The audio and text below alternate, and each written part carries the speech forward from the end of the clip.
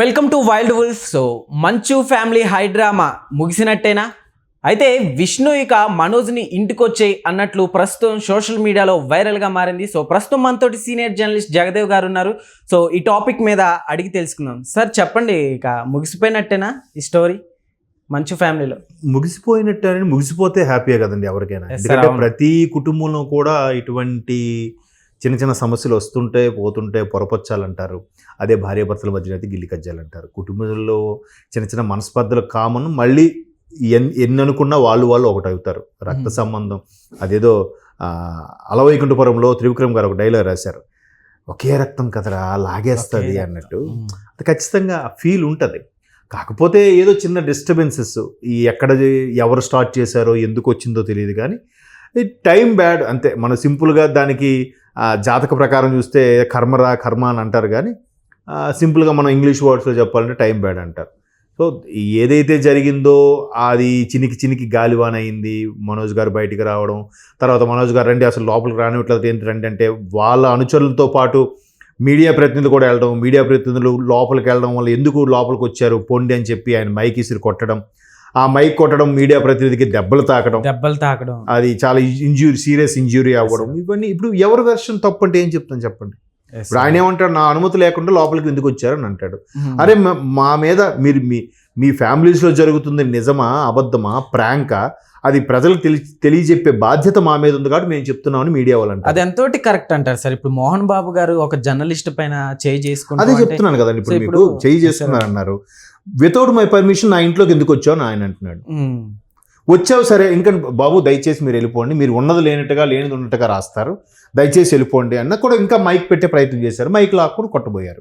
అట్లా అనుకుంటే ఎట్లా సార్? ఇప్పుడు అభిమానులు తెలుసుకోవాలనుకుంటారు కదా, అదే చెప్తున్నా. సో ఇప్పుడు అభిమానులు ఉండబట్టే కదా ఇప్పుడు వాళ్ళు ఒక స్టేజ్ లో ఉండి నేను కాదనట్లేదండి. అప్పుడు అభిమానులకి ఒక సెలబ్రిటీకి మధ్యలో ఉండేది ఎవరు? ఒక జర్నలిస్టే కదా. ఎగ్జాక్ట్లీ.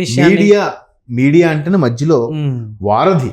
నాకు తెలుసు, అర్థమైంది. నేనేమంటున్నానంటే ఎవరి వెర్షన్ తప్పు పట్టలేము అంటున్నాను. ఆయన కొడుకుతో ఇష్యూ జరుగుతున్న మనస్పర్ధల్లో చికాకులో ఇరిటేషన్లో ఉంటున్నప్పుడు మైక్ ముఖం మీద పెట్టి వెళ్ళిపోండి అని చెప్పినా కూడా మైక్ పెడితే ఏమనాలి? ఇప్పుడు సినిమాల్లో వ్యంగ్యంగా చూపిస్తూ ఉంటారు. అంతెందుకు, పటాస్ అనే సినిమాలో పోసాని కృష్ణమూర్తి గారు మీడియాతో మాట్లాడుతుంటే సార్ అని చెప్పి మైక్ పెడితే ముక్కు రే మీరు మీడియానా మరేమిటి రా చెప్పి బుక్లు రక్తం వస్తుంది ఆయనకి ఒక సీన్. అంటే అంత వ్యంగ్యంగా ఎందుకు చూపించాడంటే అది రియల్ లైఫ్లో కొన్ని దగ్గర చూశాను నేను. మన మీడియా మిత్రులు కూడా కొంతమంది హుందాగా ప్రవర్తించకుండా వేరేలా ప్రవర్తించిన సందర్భాలు కొన్ని ఉన్నాయి. తప్ప ఒప్పని విషయం పక్కన పెడితే బాధ్యత అక్కడ ఏంటి ప్రెజరు. ఇప్పుడు ఆ మీడియా మిత్రుడికి కూడా మన మిత్రుడికి కూడా అరే మన రిపోర్టరో లేదా సబ్ ఎడిటరో అవుట్పుట్ ఎడిటరో ఎవరో ఒకరు నువ్వు అక్కడికి వెళ్ళి ఆ విజువల్ తీసుకురావాలి అని టాస్క్ ఇచ్చినప్పుడు, ఆ జాబ్ ఇచ్చినప్పుడు చేయాలి కదా. దట్టు ప్రజలకు ఏం జరుగుతుంది, ఇది నిజంగా ప్రాంకా లేదా నిజంగా జరుగుతుందా, మోహన్ బాబు అభిమానులకి తెలియజెప్పే బాధ్యత ఉన్నప్పుడు వీళ్ళు వెళ్ళారు. ఆయన వద్దు వెళ్ళిపోయి ఉన్నప్పుడు కూడా ఉన్నారు. ఎప్పుడో ఆయన చేసుకున్నాడు అన్నాడు ఆయన వెర్షన్. సరే మేము తెలియజెప్పాలి కాబట్టి లోపలికి వెళ్ళామనేది వీళ్ళు వెర్షన్. ఒక్కొక్క వెర్షన్లో ఎవరిది వాళ్ళు కరెక్ట్ అనుకుంటారు. భార్యాభర్తల తగాదాల్లో కూడా భర్త రైటా భార్య తప్ప అంటే ఎవరు చెప్పగలరు? ఆ 4 గోడల మధ్యన ఏం జరుగుతుందో మనకు తెలియదు. అవును సార్. సో ఇట్లా ఇది కూడా మొత్తానికి ఇట్లా జరిగిన తర్వాత మనోజ్ కూడా మీడియా ముఖంగా తండ్రి గురించి నేను సారీ చెప్తున్నా అన్నారు. విష్ణు కూడా ఆగమేఘాల మీద దుబాయ్లో ఎక్కడ ఉన్నారంటే వచ్చేసి ఆయన కూడా సారీ చెప్పడం జరిగింది. అంటే మళ్ళీ తర్వాత అదే మనోజు ఎమోషనల్ అయ్యి నా తండ్రి దేవుడు అంతటి వాడు అని కూడా, దేవుడు లాంటి వాడు అని కూడా చెప్పడం జరిగింది. తర్వాత కళ్ళనీరు పెట్టుకున్నారు, ఎమోషనల్ అయ్యారు, కొద్దిగా ఉద్వేగం భరితంగా మారారు. ఆ తర్వాత విష్ణు మనోజు మాట్లాడుకున్నప్పుడు కూడా విష్ణు అన్నారంట ఇక్కడ మేము తప్ప బయట వాళ్ళు అందరూ వెళ్ళిపోవాల్సిందే, ప్లీజ్ ప్రైవేట్ వ్యక్తులు ఎవరు ఉండొద్దు అని అంటే వెంటనే విష్ణు ఇక్కడ ఎవరు ప్రైవేట్ వ్యక్తులు లేరు, అందరూ మన వాళ్ళే, నువ్వు అదేం పర్వాలేదు మాట్లాడన్నట్టుగా ఈయన అన్నారని.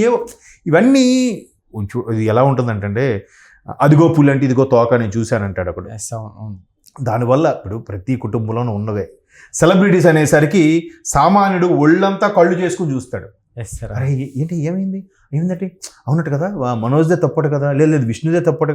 ఎవరు చూశారండి తప్పట కదా. ఇప్పుడు అక్కడ కూడా క్లారిటీ ఉండదు ఎవరికి. అరే మొన్న వీడియో చూశాను మనోజ్దే తప్పట కదా, లేదు మోహన్ బాబు గారే తోసేశారట కదా, అట కదా అని అంటే క్లారిటీ లేనట్టే కదా.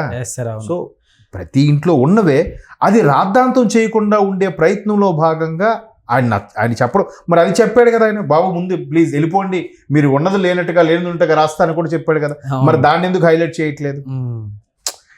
మీకు అర్థమవుతుందా? నేను అన్నిది ఆయన చేసింది 100% తప్పే, ఒప్పుకుంటాను.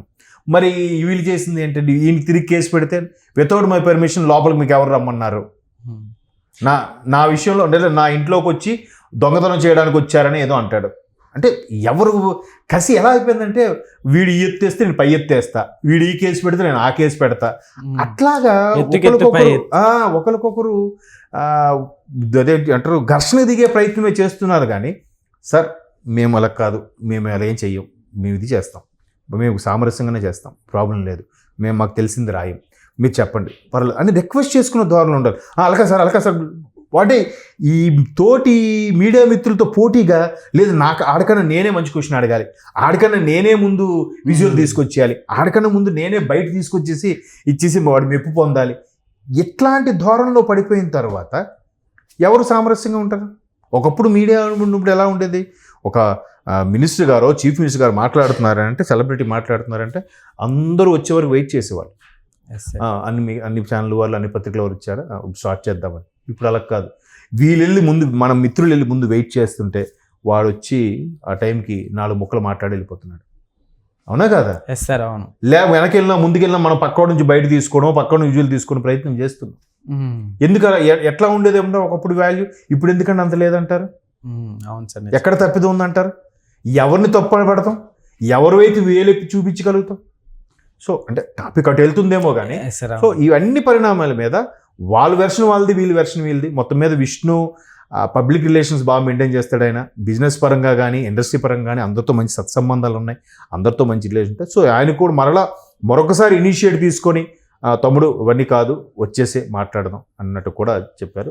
ఎందుకంటే ఆయన ఫస్ట్ ఫ్యామిలీ డిస్టర్బెన్స్ అయినప్పుడు కూడా, మొదటి పెళ్లి పెటాకులో అయినప్పుడు మంచు లక్ష్మి గారు కూడా అప్పుడు కొంచెం చెప్పి సర్ది చెప్పినట్టు అయింది. అయితే ఇప్పటికీ కూడా చెప్పారట, తండ్రి కొడుకుల మధ్య ఎంత జరుగుతున్నా గానీ మంచు లక్ష్మి గారు కొంచెం దూరంగా ఉన్నట్లుగానే కనిపిస్తుంది.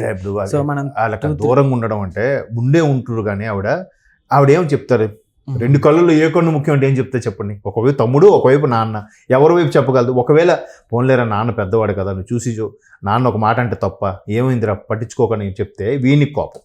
పోన్లేండి తమ్ముడు చిన్నోడే కదా వదిలేండి నాన్నగారు అని అంటే ఆయనకి కోపం. అంటే ఏమో మనకు తెలియదు. ప్రతి ఇంట్లో కూడా ఆడపిల్లకి ఎలా ఉంటుందంటే తండ్రి కావాలి, అన్నదమ్ముడు కావాలి, అంతే కదా. ఆమెకి వీళ్ళ వ్యవహారాలతో సంబంధం లేదుగా, పక్క వేరే ఇంటికి వెళ్ళిపోయిన అమ్మాయిని, అంతే కదా. బట్ ఏమి చెప్పినా కూడా నువ్వు ఆల్గా ఇప్పుడు మనోజ్ చెప్పింది అనుకోండి, పోన్లేరా సర్దుకుపోను, నువ్వు నాన్నగారు సపోర్ట్ చేస్తావు, నాకు సపోర్ట్ చేయమని అంటాడు. పోనీ నాన్నకెళ్ళి పోన్లే నాన్నగారు చూసి ఉన్నాడంట, నువ్వు తమ్ముడికి వెనకేసుకొస్తున్నావు, నాకే చెప్తావా అని ఆయన అంటాడు. ఎవరికని చెప్తుందాం చెప్పండి. సో ఏదైనా విష్ణు మొత్తానికి ఆయన మంచి రిలేషన్స్ ఉన్న వ్యక్తి కాబట్టి, మంచి బిజినెస్ మైండ్, చాలా తెలివైన వ్యక్తి కాబట్టి ఆయన మరొకసారి, ఎందుకంటే ఆయన ఫస్ట్ మ్యారేజ్ లైఫ్లో డిప్రెషన్ అయినప్పుడు కూడా ఈయనే కొందని చెప్పాడంట, త్వరగా ఓవర్కమ్ అవ్వు, ఏం తీసుకుంటున్నావు నువ్వే తీసుకో, తొందరపడి ఏ నిర్ణయం తీసుకోకు, జాగ్రత్తగా ఆలోచించు అని కూడా చెప్పారంట. సో ఆ వ్యవహారాలు అన్నీ కూడా చూసుకునేది ఈయన కూడా చాలా సందర్భాల్లో బయటకు వచ్చిన వాస్తవం అది. స్కూల్ వ్యవహారాలు కానీ బిజినెస్లు కానీ అవి కూడా. సో మేబీ పెద్దవాడుగా ఆయన ఇనిషియేట్ తీసుకోవడంలో తప్పు లేదు, తీసుకుంటారు.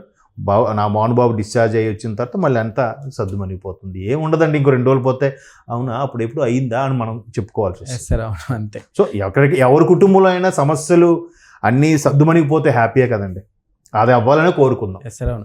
ఓకే సార్, నిజంగానే కోరుకుందాం. ఎందుకంటే మోహన్ బాబు గారు అంటే మనందరికీ తెలిసింది, ఎంతో మంది ఆదర్శంగా తీసుకుంటారు మోహన్ బాబు గారిని. So thank you sir. So thank you so much.